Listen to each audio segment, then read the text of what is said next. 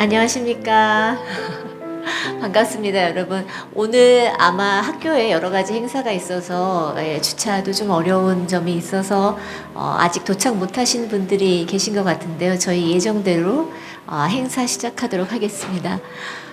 미술사학과 창립 20주년 기념 행사 학술대회, 문화유산연구소 학술대회에 오신 여러분들 진심으로 환영합니다. 감사합니다. 저는 오늘 사회를 맡은 명지대학교 문화유산연구소 소장 미술사학과 교수 이지은입니다. 반갑습니다. 저희 미술사학과가 어느덧 이 20년의 세월이 흘렀습니다. 이 사람도 20년의 세월이 흐르면 이제 장성한 청년이 되죠. 미술사학과도 이제 청년이 돼서 아마도 가장 에너지 넘치고 가장 그 창의력도 넘치는 그런 싱싱하고 아름다운 나이가 되었습니다. 이 모든 것이 오늘 이 자리에 와주시고 또 늘 미술사학과를 성원해 주시는 학생 여러분, 그리고 졸업생 여러분, 동문 여러분, 또 우리를 도와주시는 여러 선생님들의 덕이라고 생각을 합니다. 다시 한번 감사드립니다. 오늘 이 자리에는 명지대학교 유병진 총장님을 비롯해서 여러 그 귀빈들이 또 함께 자리해 주셨습니다. 아직 도착 못하신 분들도 있어서요. 제가 귀빈 소개는 이따가 휴식 시간 이후에 잠깐 멘트를 하도록 하고요. 먼저 우리 뜻깊은 미술사학과 20주년을 축하해 주시기 위해서 토요일인데도 불구하고 또 학교에 와주신 유병진 총장님 모시겠습니다. 네, 박수로 맞이해 주세요.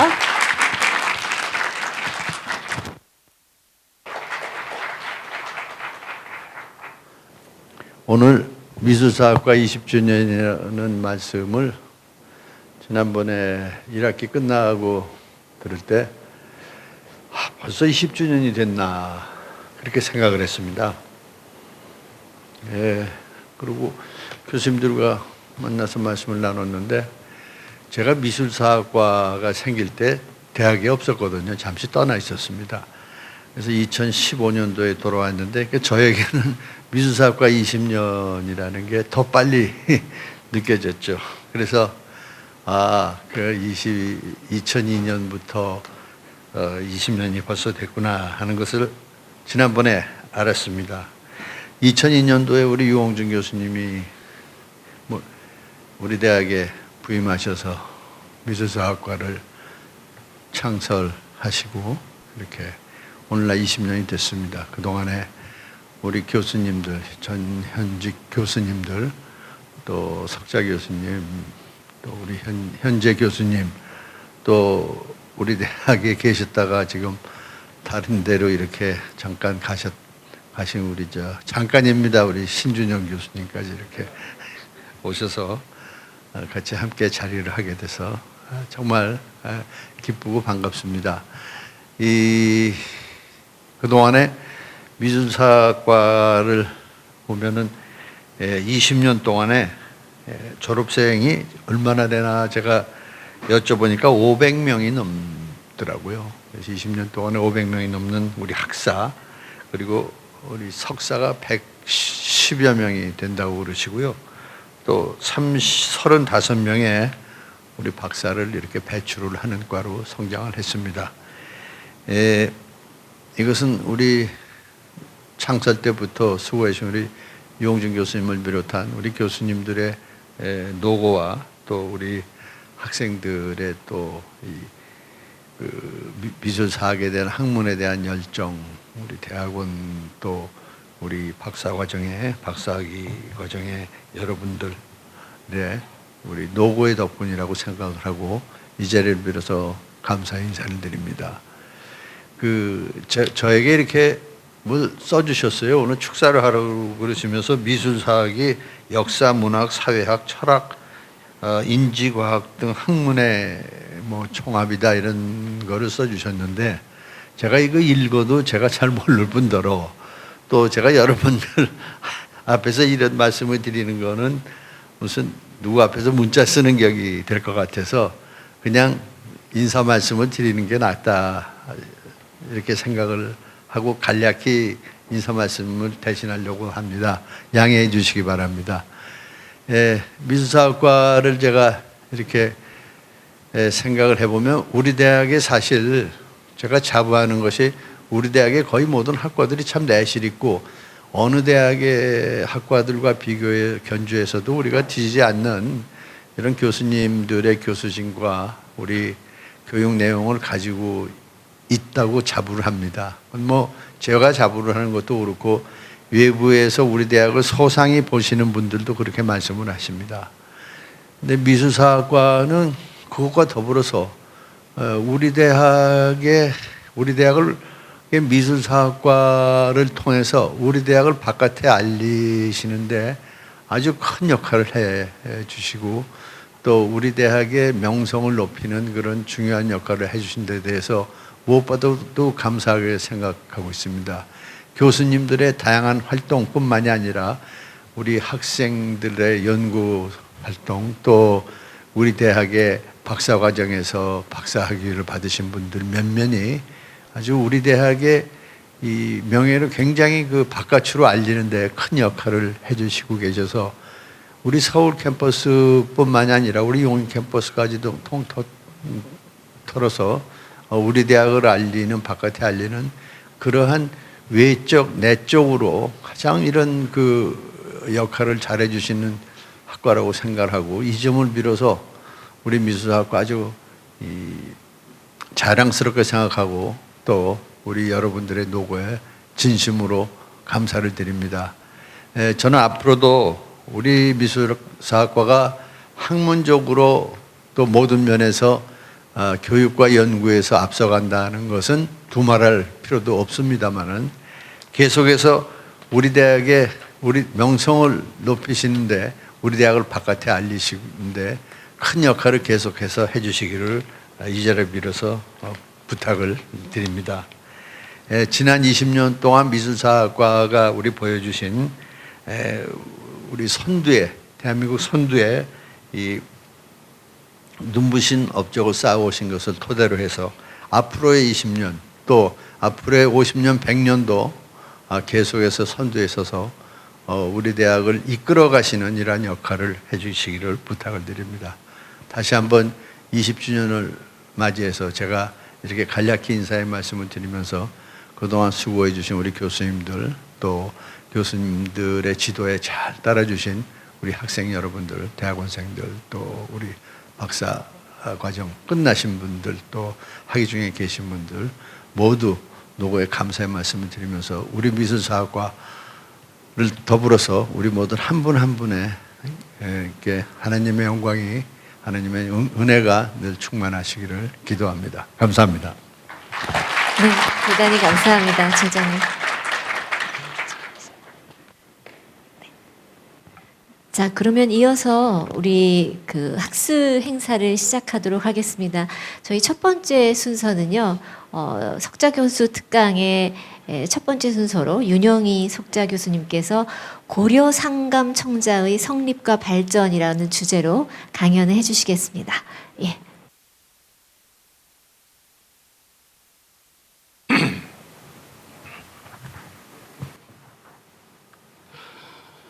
오늘 학과 그 창립 20주년, 그러니까 21년째 되는 오늘 그 새벽부터 아주 그 월드컵 그 16강에 들었다는 아마 여러분들이 그 밤잠도 충분히 못 주무셨을 겁니다. 그리고 동시에 제가 보면 오늘 또 올해 들어와서 처음 첫눈이 내리는 그런 날이기도 해서 여러 가지 아주 경사스러운 것 같습니다. 특히 이렇게 총장님께서 같이 이렇게 축사까지 해주셔서 정말 그 기쁩니다. 오늘은 이제 제가 특히 그 고려 청자 중에 상감 청자를 중심으로 해서 뭐 간략한 거지만 이렇게 말씀드리도록 그렇게 하겠습니다. 고려 청자가 이제 처음 이렇게 세상에 그 등장한 것은 대개 한 140년 전, 그러니까 1880년대에 이런 근대로 들어오면서 뭐 신장로를 세운다든지 또는 그 기찻길을 뚫는다든지 이러면서 이제 아마 고려시대 유적에서 이렇게 고려청자가 출현하는 그런 과정을 거칩니다. 그리고 고려청자가 이제 차차 연구된 것은 1910년대 들어와서부터였습니다. 1914년에 강진 청자 가마터가 이제 알려지고 1916년에 오늘 말씀드리는 유명한 명종 지릉이 조선 총독부 박물관에 의해서 발굴 조사가 됩니다. 그래서 대개 그 청자 연구가 대개 한 100여 년이 넘었다고 이렇게 보여집니다. 그 중에 이제 상감 청자는 대개 1910년대, 20년대에 특히 이 상감 청자의 가장 기준이 되는 그 작품들이 이렇게 출연하고, 그래서 그게 상감 청자의 성립에 지난 100년 동안에 그 정설이 되어 왔던 부분이 있습니다. 여러분들이 아실지 모르겠지만 그 명종 지릉에서는 상감 청자가 전체 청자가 그 12점 중에 3점이 이렇게 출연했습니다. 그 중에 이런 청자상감 여지문 발이라든지 또는 국화문 접시, 이것이 이제 하나의 크게 기준이 됐습니다. 그래서 1197년에 그 왕위에서 이렇게 물러난 명종 지릉이 기준이 돼서 이 12세기 그 후반에 이렇게 내면에 완전히 상감된 그런 상감청자가 나왔으니까 상감청자는 대개 12세기 전반쯤에는 시작됐을 거다.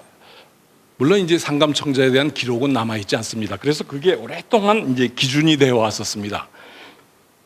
보통 그 상감청자 중에 이 명종지릉에서 나온 작품에 관해서는 그 최근에 다시 확인된 바로는 1197년에 왕위에서 쫓겨나고 1202년에 돌아가시지만 실제로 명종지릉은 1254년, 55년 몽골의 아주 침입, 약탈 이런 걸로 이 파괴가 돼갖고 고려사에 의하면 그 안방열이라고 하는 사람에게 관리에게 명해서 지릉을 수축해서 만들게 했는데, 그 중에 이제 이 바로 12점의 청자가 거기서 나온 것입니다. 그래서 예전에는 1197년으로 기준되던 명종 지릉의 청자가 1255년이 아닌가, 이런 이제 부분들이 등장한 것은 2000년대 이후였었습니다. 이 그 명종 지릉에 현재까지도 거의 뭐 국보감이나 다름없는 얘는 여러분들이 보시듯이 그 내외면에 그 흑백 상감이 되어 있습니다. 그리고 내면에 있는 문양은 주로 신선들이 장생을 의미하는 여지 문양이 5군데 이렇게 보치되어 있고, 그 안에 이제 당첨문대가 이렇게 날려 있습니다. 그리고 외면에도 상감이 되어 있는데, 외면에는 이제 이중원안의 그 모란문, 그리고 그 주변에 이게 역상감입니다. 그러니까 상감 외면을 이렇게 상감하면 그걸 역상감이라고 합니다. 그리고 이제 당첨문대가 있고, 특이한 거는 그 당첨문대 위에 그 서운 문양이라 그래서 그 구름 문양의 예가 5군데 이렇게 나와 있습니다. 그리고 이제 그 외에 이제 접시들도 있는데, 중요한 것은 내 위면에 상감이 되어 있다. 또 역상감이 되어 있다. 당첨문이 있다. 이런 여지문이 있다. 이런 기준이 말하자면 이제 1255년으로 이렇게 새롭게 생각하는 계기가 됐던 것입니다. 이것은 이제 그 내면에는 양각이 되어 있고 외면에는 초화문양이 상감된 그런 팔각 접시에 속합니다. 그리고 이것은 내면에 여의두문과 국화문, 그리고 외면에 국화문이 상감된, 이게 대체로 내 외면에 상감된 그런 그 예들이 나옵니다. 그리고 특이한 것은 안에 유약이 이렇게 모여서 이렇게 아래로 이렇게 내려갑니다. 특히 상감청자는 유약이 얇아야 하기 때문에 온도를 높이면 약간 이게 흘러내려서 유약이 이렇게 고여지는 그런 현상을 갖고 있습니다. 그런데 상감청자와 함께 지금까지도 한 100여 년 동안 상감청자의 기준이 됐던 것이 유명한 그 고려시대 문신이었던 문공유라고 하는 분의 그 묘에서 그 지석과 함께 출토된 청자상감 여짐은 이 완입니다. 청자상감 보상화문 완입니다. 이 보상화문도 잘 보시면 아시겠지만 내면에 이제 국판문이 있고 유약이 약간 흘러내린 것도 마찬가지지만 내면의 중심에 말하자면 역상감된 보상화 문양이 이렇게 새겨져 있고 그 구연 쪽으로는 당초문대가, 그리고 외면에는 그 당첨문대와 그리고 그 당첨문대 위에 신기하게 서운 문양이 있습니다. 이런 서운 문양이 있는 데는 현존하는 것 중에 한두 점에 불과한 정도입니다. 그리고 이제 네 측면에 국화문 그리고 그 음각의 연판문 이런 형태입니다. 그리고 마찬가지로 여기서도 이런 접시가 나오는데 똑같이 네 의면에 상감이 되어 있고 또 여의도문이 있고 유약이 고여서 약간 녹색이 짙고 그리고 당첨문대 이런 형태를 이렇게 보여주고 있습니다. 근데 이 작품도 잘 보면 말하자면 그 현존하는 자료 중에 12세기의 어떤 자료에도 이런 내면에 상감된 예가 발견되지 않습니다. 특히 이제 이런 모든 기준은 처음에는 이제 의심을 갖다 하더라도 그 2000년대 들어오면서 새로운 자료들이 그 말하자면 고분에서 혹은 바다에서 혹은 유적에서 이렇게 출토되기 시작했습니다. 그래서 그런 자료들이 대개 2000년대 이후, 그러니까 마치 우리 학과 창립이 20주년 되듯이 그런 20년 동안에 그 새로운 자료의 발견으로 말하자면 이 기준이 됐던 자료들이 문제를 다시 한번 생각하게 된 것입니다. 이것과 함께 같이 발견되는 자료 중에는 중국의 예를 들면 청백자로 되어 있고 하나는 이제 아백색의 백자에 조그만 완이 있고 또한 봉수 형태의 장식이 있는 방구병도 있습니다. 이런 예들은 우리가 잘 알듯이 문공유와 같이 이렇게 출토됐다고 전해지는데 대체로 남송 시대의 경덕진의 청백자라든지 또는 금나라 시대의 말하자면 정요 작품에 이런 똑같은 예들이 있어서 대개 13세기와 관련이 있음을 이제 보여주는 그런 자료입니다. 근데 무엇보다도 이 문공유의 것은 되게 기록에 보면 1926년도에 경성에, 그러니까 다시 말해 서울에 사는 그런 고미술상에 의해서 조선총독부가 구입한 자료라고 말할 수 있습니다. 이게 지금 국립중앙박물관이 됐지만 조선총독부 박물관이 구입을 해서 그래서 이제 1926년이라고 하였던 것입니다. 다시 말해서 이 자료들은 1259년으로 이렇게 그동안 해왔는데 사실은 100년쯤 뒤에 된 1255년 아까 지릉출토의 여진문발과 같은 시기 대체로 몽골의 침략을 받아서 이 문공유의 귀족능도 말하자면 약탈당하고 그래서 후손에 의해서 대체로 1255년 경에 다시 이렇게 제작된 게 아닌가 이런 이제 추정이 가능해졌습니다. 그래서 이런 부분들을 보여주는 자료가 그동안 이제 태안 앞바다에서 아주 중요한 무려 23,700점의 고려 청자와 함께 배가 목선의 배가 같이 발견됐습니다. 23,700점 중에는 무려 안에 간지명도 나와 있지만 목관에 의해서 인명이 발견되면서 1191년이라고 하는 아주 명확한 그런 자료들이 이렇게 출현하기 시작합니다. 다시 말해서 먼저 여러분들에게 보여드리는 것은 이 명종지릉에서 나온 이 두 개가 내 외면에 상감된 그런 예 중에 1250년 이전에 이런 예가 전혀 없다는 점입니다. 현존하는 어떤 자료에도 1250년 전에 우선 내 의면에 상감된 예가 없습니다. 또 역상감된 예는 더군다나 없죠. 그리고 동시에 이런 서운 문양이라든지 또는 이런 문양이 같이 나와 있는 예가 없습니다. 특히 이렇게 유약이 고여 있거나 그런 예들이 없습니다. 다시 말해서 이 명종지릉과 같은 그런 시기에 전 문공유 묘에서 나온 이 말하자면 완과 같은 시기의 걸로 보여지고 있고 이것은 이제 2000년대 이후 전라북도 부안 유천리 12호가 발굴되면서 부안 유천리에서 만들어진 게 이제 확인되기에 이릅니다. 한때는 이렇게 생각했습니다. 이 명종지릉이 혹시 이 1197년에 이렇게 왕위에 쫓겨나고 1202년에 돌아가셔서 그래서 그때 것과 이제 약탈당한 것 중에 일부를 이렇게 교체된 게 아닐까, 섞여 있는 게 아닐까 이런 생각도 해왔었습니다. 그런데 2000년대 이후 2003년, 4년, 5년 이때 그 강화도에 있는 희종 성능이 이제 발굴 조사가 됩니다. 희종은 1237년에 돌아가시고 그 안에서 이런 그 다량의 이제 청자들이 발견됩니다. 여기 보면 그 상강으로 된 운항문 매병편도 나오고 또 양각으로 된 연판문 완도 나오고 양각으로 된 국당천문 완도 나오고 상감으로 된 이런 그 탁잔도 나오고 또 동시에 이렇게 철백화로 된 화문, 그다음에 양각, 음각 이렇게 나옵니다. 근데 여기서 나온 어떤 거에도 네 외면에 상감된 건 하나도 없습니다. 한쪽에 음각, 한쪽에 양각, 한 면에만 이렇게 상감, 그런 정도로 이렇게 보여집니다. 이런 예들은 말하자면 그 1237년보다도 이 지름것이 뒤에라는 걸 보여주는 그런 자료라고 할 수 있습니다.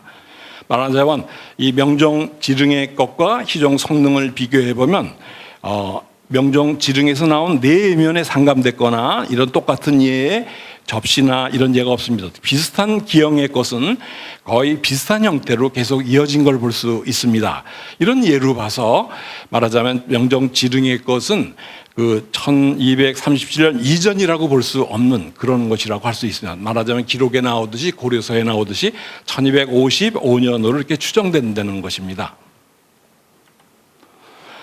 동시에 그 최근에 강화도의 그 말하자면 무신 정권이 항쟁하던 그 시기에 1250년대, 60년대 유적으로 알려 있는 강화도 중성 유적이 발굴 조사되고 있습니다.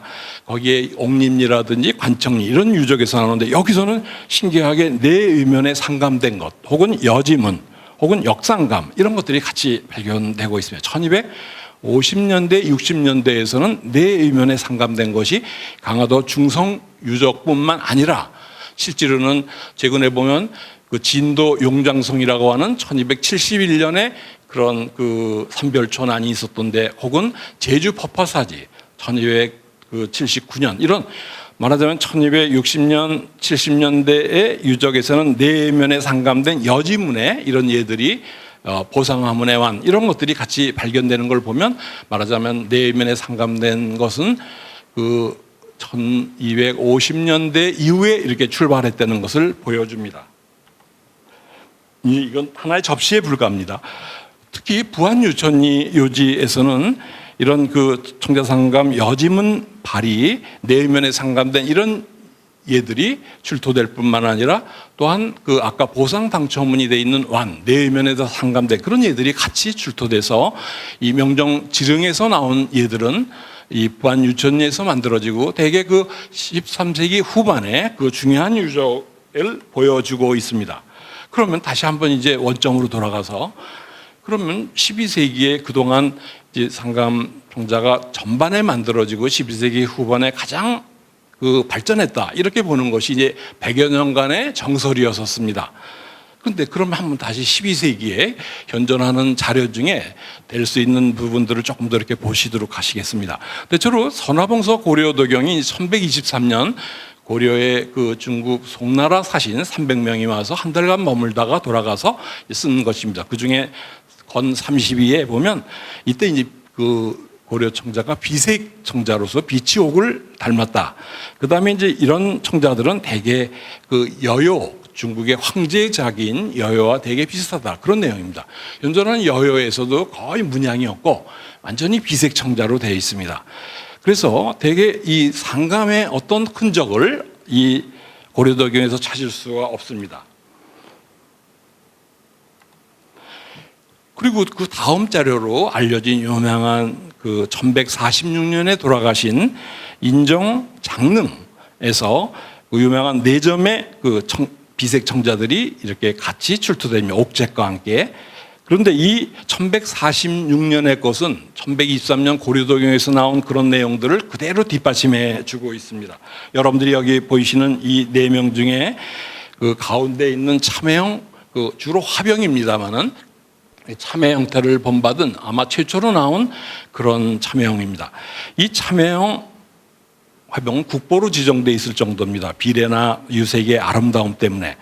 그런데 이와 똑같은, 이와 또 비슷한 예 중에 뭐 상감의 흔적이 있는 현존하는 작품 중에 없습니다. 그 옆에 보이는 이 방형대는 주로 그 차를 마실 때 예를 들면 다식 같은 걸 올려놓는 그런 다식판으로 알려져 있습니다. 그런데 이런 비슷한 예가 남아있는 게 없습니다. 이런 통영잔, 저런 통영의 잔은 쌍화탕이나 이런 탕잔으로 알려져 있고, 저런 똑같은 예 중에 그 상감이 예가 현존하는 자료 중에 없습니다. 저 국형합은 매우 큽니다. 저런 국형합의 예는 주로 향을 담았으리라 이렇게 추정하는데, 이런 예 중에도 현존하는 자료 중에 상감된 예는 없습니다. 다시 말해서 대개 12세기 전반만 해도 거의 문양이 없는 비색 청자가 주류를 이루고 있음을 보지, 아직 그 남아있는 알려있는 자료 중에 상감의 흔적을 알 수가 없습니다. 여러분들이 보시듯이 이 참외형 꽃병은 바닥이 중요합니다. 이 바닥에 같은 참외래도 약간 회백색의 네아토 받침이 받쳐집니다. 이 네아토 받침이 대개 12세기의 특징 중에 하나로 알고 있습니다. 이런 예들, 또 이런 방형 때도 역시 바닥에 보면 약간의 그 네아토 받침이 가장자리에 이렇게 받쳐져 있습니다. 이 통영잔도 규석 받침으로 되어 있지만 주로 이제 아까 탕잔으로 이렇게 보여지는데, 이런 똑같은 예 중에 상감으로 남아있는 예가 없습니다. 이 국형합도 물론 마찬가지죠. 다시 말해서 1146년의 자료 중에서도 상감의 흔적을 발견할 수 없습니다. 현존하는 자료 중에. 그리고 이제 그 현존하는 자료 중에 유명한 고려사에 나오는 1157년 그 개경 왕궁에 이제 양희정이라는 정자를 짓고 거기에 청자 기와를 돋봤다 하는 유명한 그 기록이 남아 있습니다. 1157년이죠. 강진 사당리 그 가마에서 이런 그 기와편이 한 300여 편이 이렇게 출어되어 있습니다. 여기에서 처음 문양이 나옵니다. 고려 청자 중에 현존하는 자료 중에 그 1157년에 청자 기와와 관련된 데서 특히 기와에 그 말하자면 숫기와의 막세 부분에는 모란 절지 문양이 이렇게 압출 양각으로 틀에 찍혀서 나와 있습니다. 옆에는 이제 화려한 당초문이 틀에 찍혀서 압출 양각으로 이렇게 당초문이 되어 있습니다. 그러나 현존하는 이런 문양이 들어가거나 또 이와 같은 유색의 것으로 이 상감으로 확인된 예는 발견되지 않습니다. 처음부터 저도 그렇게 생각했습니다. 1157년에 이 고려사에 나오는 이게 한두 편이 나온 게 아니고 300여 편이나 나오는데 여기에 단 하나의 상감도 발견되지 않는데, 문공유명이 1159년이라면 어떻게 그 불과 2년 만에 그렇게 내 의면에다 상감이 되고 그렇게 될 수 있을까? 그런 것들이 아마 제가 한 40년 전부터 이렇게 궁금하게 생각했던 그런 것 중에 하나였었습니다. 그래서 여기 여러분들이 보면 그 막세 부분에 이제 압출 양각으로 돼 있는 거, 그 저쪽에 보면 문양이 그 주로 모란 문양이 그 비스듬히 넓게 깎인 그런 문양으로 이렇게 꽉 차게 신문된 게 특징입니다.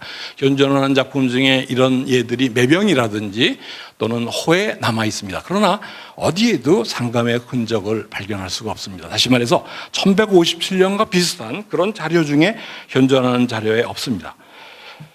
마지막으로 이것도 역시 마침 유홍준 교수님이 문화재 청장으로 잠깐 나가 계실 때 2005년 6년 이때 태안 앞바다에 죽도라고 불려진 대섬 앞바다에서 이 한 어부가 쭈꾸미를 잡다가 쭈꾸미와 함께 이렇게 건져 올린 청자가 이제 말하자면 발굴 조서에 의해서 배와 함께 약 23,700점이라고 하는 막대한 양이 나왔습니다. 깨지지 않은 이런 것들이 거의 23,000여 점입니다. 그런데 이 자료가 여기에서 목관이 나오고 또 동시에 여기에 간지가 나오고 생존 인물, 역사적인 인물이 나오면서 이 태안대섬이 1191년이라고 하는 23,700점이 바로 1191년이라고 하는 아주 중요한 연대를 갖게 됩니다. 근데 여기에서 보면 이런 이제 조금 특이하게 생긴 사자 뚜껑 향로도 있지만 그 외에 참외형 주전자도 있습니다. 그리고 여기 두꺼비 형태의 벼루도 이렇게 남아 있습니다. 그리고 무슨 통영잔도 있고 여러 가지가 있습니다.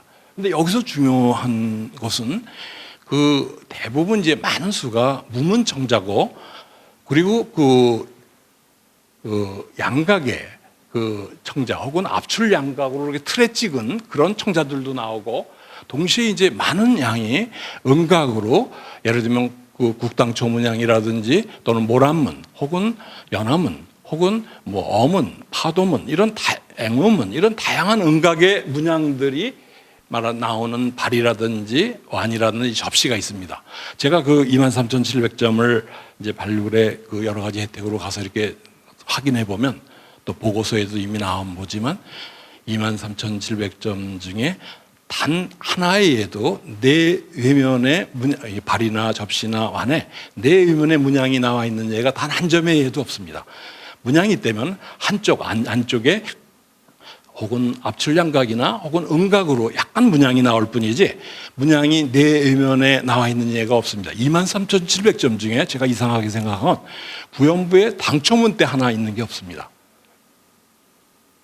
신기했었습니다. 그리고 동시에 이제 여기서 처음 여기 끝에 보듯이 철화로 되어 있는 간략한 문양 혹은 약간의 선문양 또 혹은 백화로 백색의 그 흙으로 이렇게 무늬를 그린 그런 선문 이런 게 나오고 특히 여기에 그 두꺼비 형태 벼루에 점으로 흑백의 점으로 되어 있는 그런 철화백화의 점문양이 나온 이게 이제 1191년에 나온 것입니다. 철화백화는 소량이 나왔지만 제가 보기에는 아주 중요하다고 생각됩니다. 우선 상감이 되려면 여러분들이 아시듯이 음각 기법이 존재해야 합니다.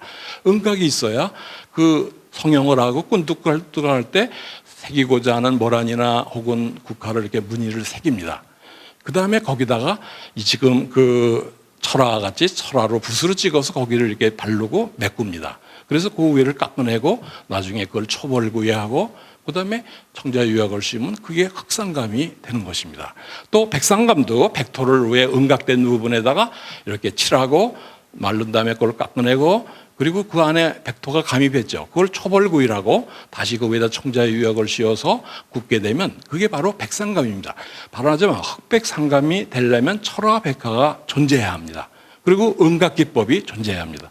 이 두 개를 아주 잘 보여주는 예가 태안 대섬, 쭈꾸미 때문에 이렇게 그 발굴하게 된 유명한 말하자면 1191년에 이 음각 그리고 철화 백화가 존재한다는 사실은 말하자면 상감이 시작될 수 있는 그런 기반을 이렇게 마련했다고 말할 수 있습니다. 대체로 여기서 나온 것들도 다 보면 하나같이 제가 바닥을 다 본 건 아니지만 보고서나 제가 본 바로는 바닥에 4개 회백색의 네아토 받침이 기본으로 이루고 있습니다. 이런 받침은 그 연대를 구별하는데 아주 중요합니다만 어쨌든 여기에 이제 무려 40여 개의 개체분에 해당되는 이런 스님들이 절에서 쓰는 그런 바리떼들도 발견됐습니다. 하나같이 무늬가 있는 것도 있고 없는 것도 있는데 음각의 문양이 존재하는 것입니다. 그리고 양각의 연판문이 새겨진 이런 예들도 같이 나옵니다. 그리고 이런 그 사자뚜껑인데 기존에 우리가 국립중앙박물관에 그 국보로 지정되어 있는 사자뚜껑 향로 그거하고는 전혀 모습이 다릅니다만은 어쨌든 이런 사자뚜껑 향로에 얘도 2점이나 나오고 그 다음에 이제 가장 중요한 게 이 두꺼비 그 벼루입니다. 저 위에 이렇게 그 유약을 안 발라서 이렇게 그 먹으로 이렇게 하도록 있는데 두꺼비 형태의 잘 보면 철화백화의 전문양을 세웠습니다. 이 철백화를 같이 쓴 이 최초의 작품이고 이게 바로 흑백상감이 나올 수 있는 여건이 됐다고 말할 수 있습니다. 여러분들이 이렇게 보시는 음각으로 된 그런 앵무문양이 되는데 구연부의 당초문이나 어떤 문양도 없습니다. 딱 내면에 한 문양이 있을 뿐입니다. 여기도 보면 모란문양 이런 것들도 보면 다 그 내면에만 있지 당초문 때조차 없습니다. 내 외면에 문양이 있는 예는 단 한 점에도 없습니다. 여러분들이 보다시피 그런데 이제 또 하나 2007년 8년에 바다에서 제가 생각하기엔 그런 생각 같습니다. 한 80여 년 동안 항상 그렇게 일제시대 때 1인들이 이렇게 상감청자는 12세기 전반에 해서 12세기 후반에 가장 절정에 도달했다. 13세기에 들어가면 무신정권이고 또 몽골이 쳐들어와서 몽골 때문에 고려청자가 쇠퇴했다. 그게 정설로 되어 왔었습니다. 그런데 이제 아마 바다에 있던 고려청자들이 아마 화가 났는지 모릅니다. 그렇지 않다. 이런 걸 얘기하듯이 이 태안마도, 그러니까 그 대섬 옆에 마섬이 있습니다. 말 모양의 섬이 있는데 거기서 역시 한 그 800여 점의 청자들이 또 나왔었습니다. 근데 그 800여 점의 청자 중에 딱 한 점 아주 신기하죠. 이 표주박 주전자인데 표주박 주전자에 이 승반이 따르고 이 주자의 뚜껑까지 있으면 약간 깨지긴 했지만, 그런데 그 몸체에 보면 이중원 안에 그 모란 절지 문양을, 저쪽 뒤에는 연화 절지 문양을 이렇게 흑백상감하고 있는, 이게 현존하는 지난 100년 동안에 현존하는 학술적으로 이렇게 조사된 유일한 상감 청자라고 할 수 있습니다. 여기에 자세히 보면 구름 문양이나 초 문양이 음각과 상감이 같이 공존하는 것입니다. 그 외에 아까 그 태안대섬에서 발견되는 양각의 연판 문양이라든지 음각의 앵무 문양이라든지 약간의 철화, 이런 것들이 같이 발견되고 있습니다. 다시 말해 이게 잘 보시면 아시겠지만 이 한쪽에는 그 모란, 한쪽에는 연화, 그게 이중원안에 이렇게 된 아주 좀 어색한 듯한, 이게 현재 1208년 거기서 발견되는 그 목간에 의해서 1208년이 아주 확실한 그런 작품이라고 할 수 있습니다. 이게 현존하는 상감청자의 최초라고 말할 수 있습니다. 바로 요거가 희종 때입니다. 희종 임금의 시기의 것입니다. 그리고 그 옆에 마섬 2호에서 이것도 2009년 10년에 발굴된 것입니다.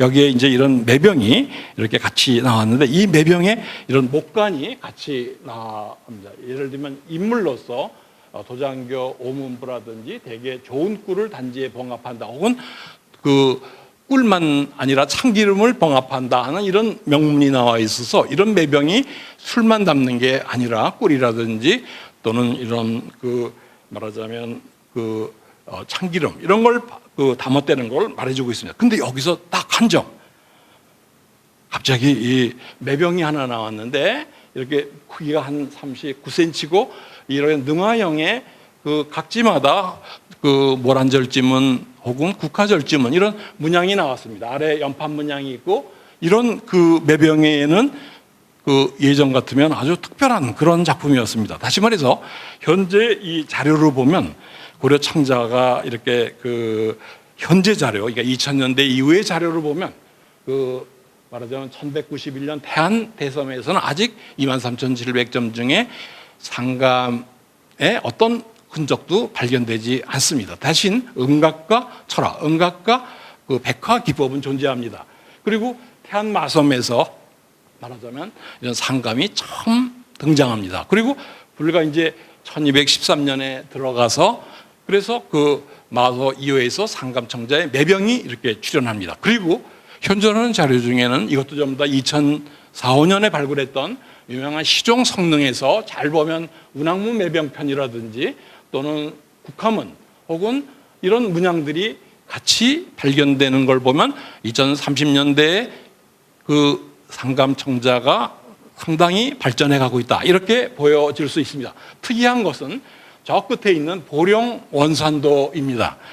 보령군 앞에 원산도, 이 원산도에서는 무려 1000여 점이 발견이 되는데 신기하게 이 바다의 조개철 껍질처럼 발견됐습니다. 2010년 전후로 발견됐던 이 원산도는 하나의 충격이었습니다.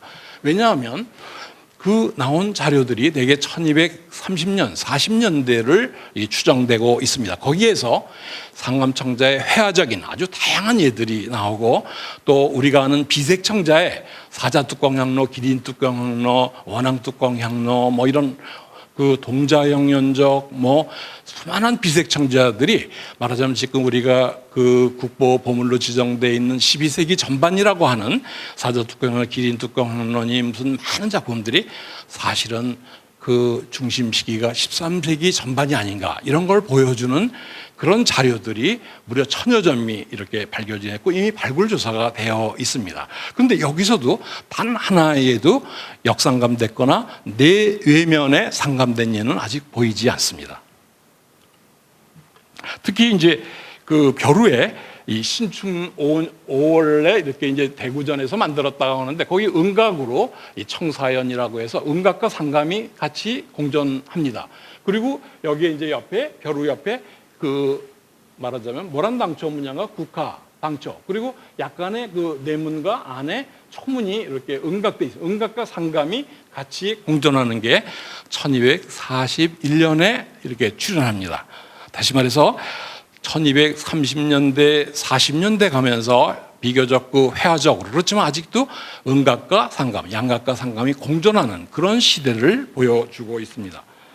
여러분들이 아는 그 고려 상감청자 중에 가장 절정에 달한 유명한 간송미술관의 이 운항문 매병은 되게 42cm에 가깝지만 이 작품이 예전에도 다 12세기로 이렇게 되어 왔습니다. 그런데 최근에는 이와 거의 똑같은 42cm의 그 매병이 그 중국 북경에 그 유명한 원대의 재상을 역임했던 사천택의 묘에서 나왔는데 그 연대가 되게 1275년입니다.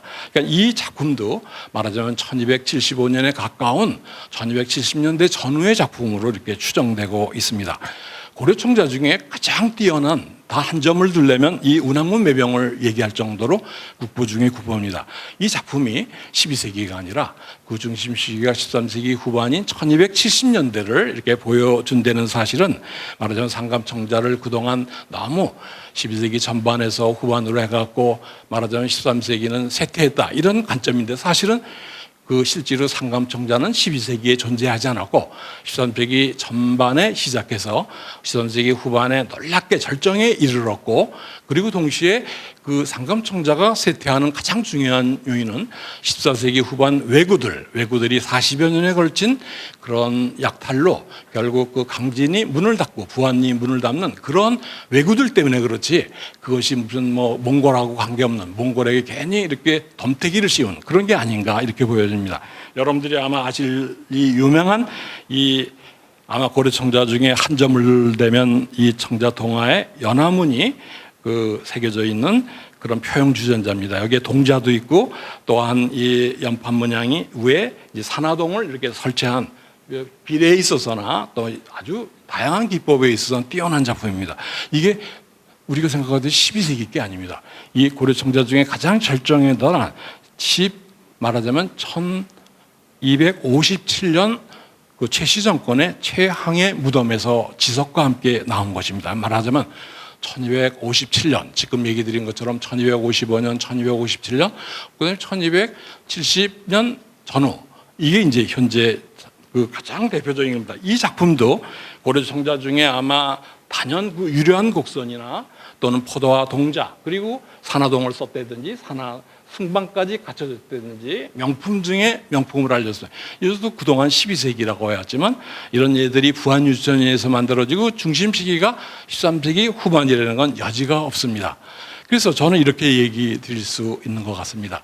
말하자면 지금 얘기를 충분히 드리지는 않았지만 그 고려 상감청자가 12세기 전반에 발생해서 12세기 후반에 가장 절정에 도달한 게 아니라, 그것은 그 기준이 됐던 그 지릉출토의 유물이나 전문공유묘 출토의 예를 근거로 했는데, 그 기준이 무려 그 문공유는 97년이나 뒤로 가서 1255년으로, 지릉 역시 한 50년 뒤로 해서 1255년으로 이렇게 뒤로 떨어진 게 아닌가. 그리고 말하자면 그 이런 상감청자가 발전하는 큰 배경에는 12세기의 문신 귀족의 시대가 발전한 게 아니라 아주 그 자주성이 강했던 고려의 시기였던 13세기의 그 무신 정권, 우리가 생각하는 최충원, 최우로 이어지는 그 시기가 바로 상감청자가 출현하고 그리고 성숙했던, 가장 고려화됐던 그런 시기가 아닌가 이렇게 보여집니다. 여러분들은 이 상감청자가 이렇게 바뀌어진 걸로 뭐 그게 대수냐 이렇게 얘기할지 모르지만, 이 상감청자 때문에 그동안 그 이렇게 왜곡돼 있었기 때문에 고려의 비색 청자들이 대부분 다 12세기 전반 아니면 11세기 후반으로 이렇게 눌려서 할 수 없이 그 앞으로 이렇게 쫓겨가게 됐습니다. 12세기 전반에 상감청자가 나와서 12세기 후반에 그렇게 크게 발전했다면 비색청자는 11세기로 가야 한다. 그래서 할 수 없이 이렇게 눌려졌습니다. 상감청자가 그 12세기 전반에 발상했으니까 음각기법이나 또 철화 백화기법은 틀림없이 11세기에 냈을 거야. 그것도 어디까지는 아무 자료가 없는데, 그래서 많은 철화청자가 말하자면 왜곡돼서 11세기로 이렇게 들어간 것입니다. 여러분들이 아는 유명한 그 예를 들면 동아청자, 산화동으로 된 청자가 12세기 전후반에 그 예가 없습니다. 다 13세기 전반부터 등장하는 것이죠. 말하자면 그 고려 청자의 그 전반적인 왜곡이 일어난 게 상감청 일제시대 때 일인들이 이렇게 했던 1916년 지릉발굴, 1926년 그 문공유명완의 그 구입, 그걸 이제 절대적으로 하고 그 자료에 대한 비판 없이 그 뒤에 후학들이 그대로 그 사용한데 원인이 있지 않았나 이렇게 생각됩니다. 고려 상감청자가 그럼 그렇다. 그러면 그게 뭐냐 이렇게 얘기할 겁니다. 고려 상감청자가 왜곡이 되면 어떤 문제가 생기냐면 고려 상감청자가 발견되는 많은 양의 말하자면 청동기, 이런 수저나 동경이나 혹은 금속기 이런 것들이 다 왜곡됩니다. 12세기가 아닌데 그런데 다 12세기라고 합니다. 그 여러분들이 알듯이 고려 고분에서 고려 고분의 편년이 전부 다 틀립니다. 고분 자체는 편년을 알 수가 없습니다. 거기서 출토되는 상감청자로 연대를 하죠. 대부분 다 12세기로 해왔습니다.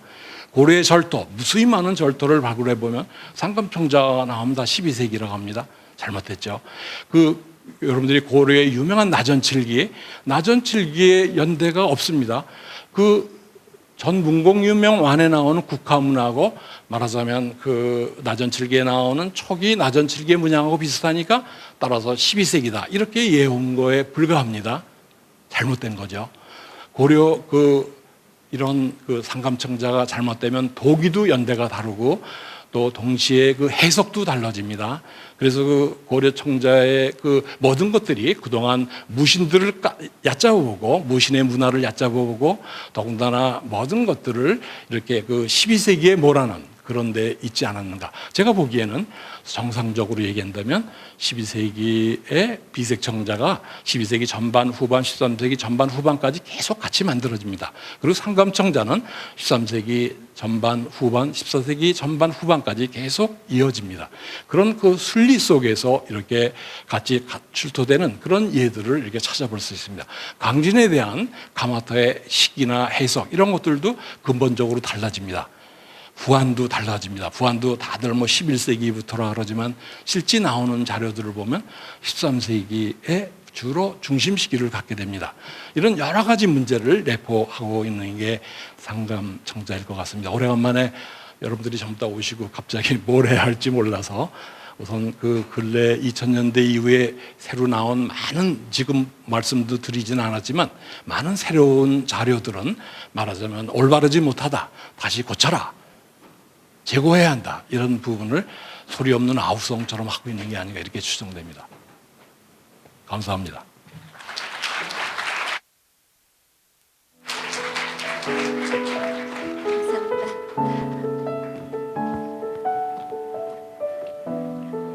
네, 감사합니다. 잠깐 우리 그 인터미션에 웹인으로 오신 여러분들 잠깐 소개해 드리겠습니다. 먼저 그 서양미술사학회 전한호 회장님 와서 저희 창립 20주년을 축하해 주시기 위해서 오셨습니다. 감사합니다. 네, 한국미술이론학회 최병준 회장님도 오셨습니다. 감사합니다. 저희 서울대학교 국어미술사학과의 신준형 교수님 오셨습니다. 이전에 저희 식구셨습니다. 네, 그 밖에 지금 앞쪽에 아마 안 계신 것 같지만 여러 곳에서 또 웹인 여러분 와주시고 또 축하해 주셔서 감사합니다.